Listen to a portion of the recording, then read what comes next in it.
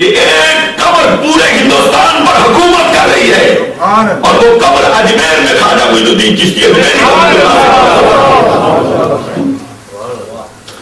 حضرات محترم، صوفیہ کے ساتھ وابستگی کیے بغیر اور کسی صالح کے ساتھ با کردار کے ساتھ، با عمل کے ساتھ اپنا تعلق قائم کیے بغیر منزل مقصود حاصل نہیں ہو سکتی ہے۔ جو قرآن مجید فرقان الحمید میں ارشاد ہے، یا ایھا الذین آمنوا اتقوا اللہ وابتغوا الیہ الوسیلہ، کہ وسیلہ تلاش کرو۔ یہ میرے سامنے کی ایک بات ہے حضرت، چونکہ حضرت کا غصہ ہے، میں اس لیے اسی حوالے سے بات کر رہا ہوں۔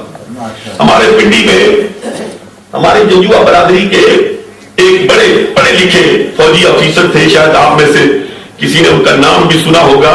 انہوں نے غزوات پہ بہت اچھی کتابیں لکھی ہیں، بریگیڈیئر گلزار احمد۔ وہ اعلیٰ سبا ایک راجہ یوسف ہوتے تھے، ان کے گھر والد صاحب کا قیام ہوتا تھا، وہاں قیام پذیر تھے، اعلیٰ سبا آ گئے، کہنے لگے کہ حضرت جی میں آپ سے سوال پوچھنے آیا ہوں، دفتر جا رہا تھا، ذہن میں اٹکا ہوا ہے، رات سے غلطہ اور بھیجا ہوں، میں نے کہا میں آپ سے پوچھ کے جاؤں، کسی مولوی سے پوچھا تو اور الجھا کے رکھ دے گا، یہ میری موجودگی کی بات ہے۔ آپ نے فرمایا پوچھے، تو کہنے لگے کہ یہ وسیلہ سے یہاں کیا مراد ہے؟ آپ نے پوچھا کہ آپ بتائیے کہ آپ اس سے کیا مراد لے لیں؟ کہنے لگے میں تو اس وسیلے سے مراد عمل صالح کو لیتا ہوں، نماز کو لیتا ہوں، روزے کو لیتا ہوں، حج کو لیتا ہوں، زکات کو لیتا ہوں، اس کو وسیلہ سمجھتا ہوں۔ تو فرمایا آپ کے لیے نماز محترم ہے، روزہ محترم ہے، مجھے ابھی تک وہ سین یاد ہے، وہ منظر یاد ہے، حج محترم ہے۔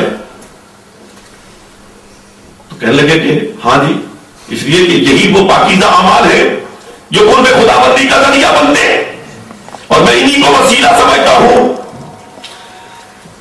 تو آپ نے فرمایا عمل کو محترم سمجھتے ہو، عامل کو محترم نہیں سمجھتے ہو،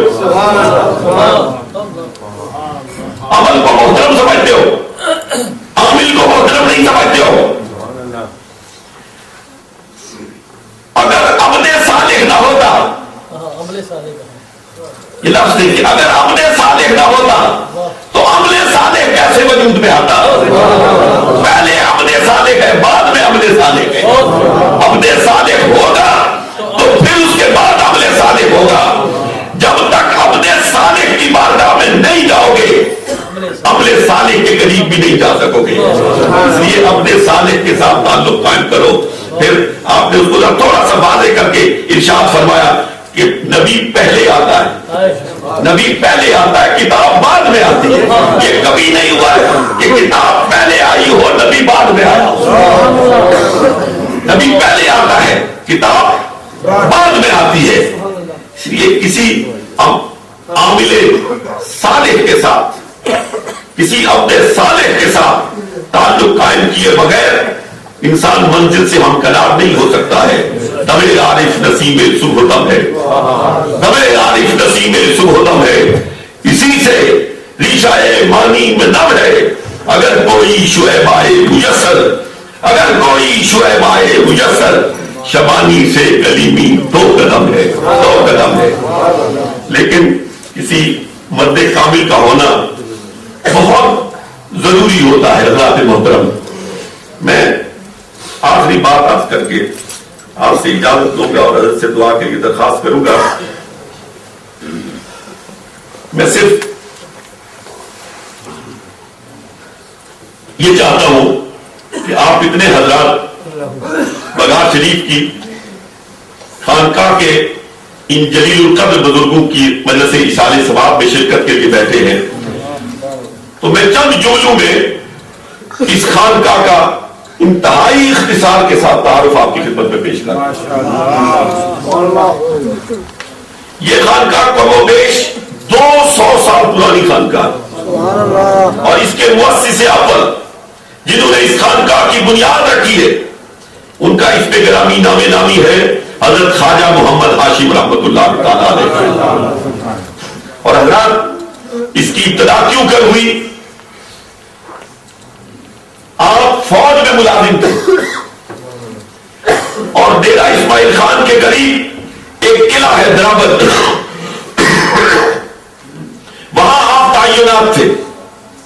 اس وقت دریائے سندھ میں پل نہیں تھا، کشتیوں پہ سفر کیا جاتا تھا. آپ کشتی میں بیٹھے ہوئے اپنے مستقر پر جا رہے تھے. اس کشتی میں گندا شاہ بلاول کے حضرت لال شاہ صاحب رحمت اللہ علیہ، جو حضرت خواجہ عثمان دامانی رحمت اللہ علیہ کے اجل خلفاء میں سے ہیں، وہ بھی تشریف فرما تھے. اس وقت حضرت خواجہ ہاشم رحمت اللہ علیہ کی عمر کوئی 18 سے 19 برس کی تھی. تو آپ نے ان سے پوچھا کہ نوجوان آپ کا نام کیا ہے؟ آپ نے عرض کیا محمد ہاشم. آپ نے فرمایا کیا کرتے ہو؟ آج کیا فوج میں ملازمت کرتا ہوں. ہاں کمال ہے، تیری پیشانی پہ ولایت دیکھ رہا ہوں. فوج میں ملازمت کر رہا ہے، نہیں سمجھ سے والا بات، تیری پیشانی پہ تو ولایت لکھا ہے. یہ جو اللہ والے ہیں نا، یہ پیشانیاں پڑھ لیا کرتے ہیں، پیشانیاں پڑھ لیا کرتے ہیں. سو انہوں نے ترغیب دی کہ یہاں قلعہ درابل سے تھوڑے سے فاصلے پر حضرت خواجہ عثمان دامانی رحمت اللہ علیہ، مجددی فیض کا ایک عظیم سا چشمہ،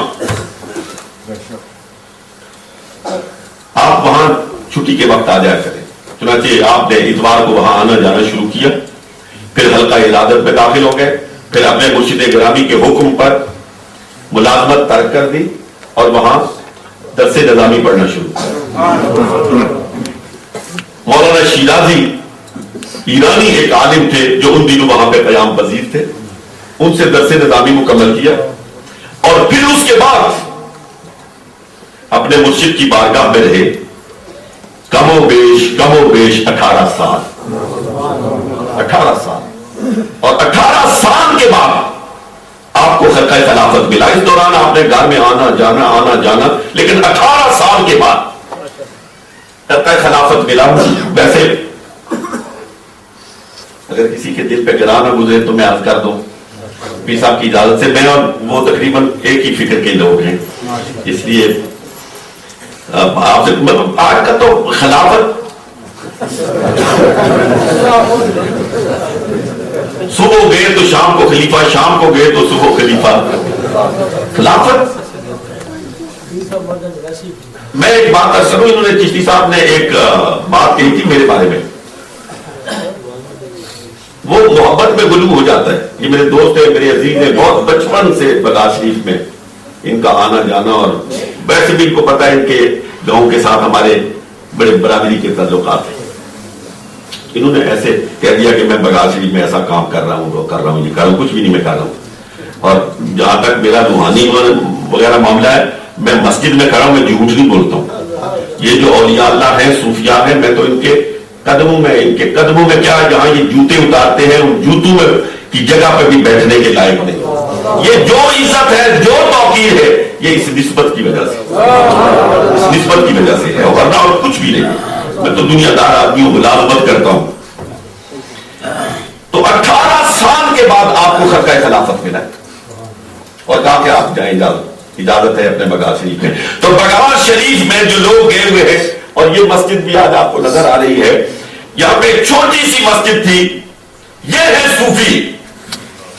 چھوٹی سی مسجد تھی جو بغداد شریف کے ساتھ جو سرکاری جنگل ہے، آپ نے اپنے برادری کے لوگوں کے ساتھ مل کر وہاں پتھر توڑ کے اپنے سر پہ اٹھا کے بغداد شریف میں لا کے اس مسجد کی تعمیر. یہ پہلی مسجد تھی بغداد شریف میں جو حضرت نے اپنے سر پر پتھر لا کر اور پھر اپنے ہاتھوں سے تعمیر کی، اپنے برادری کے لوگوں کے ساتھ مل کر.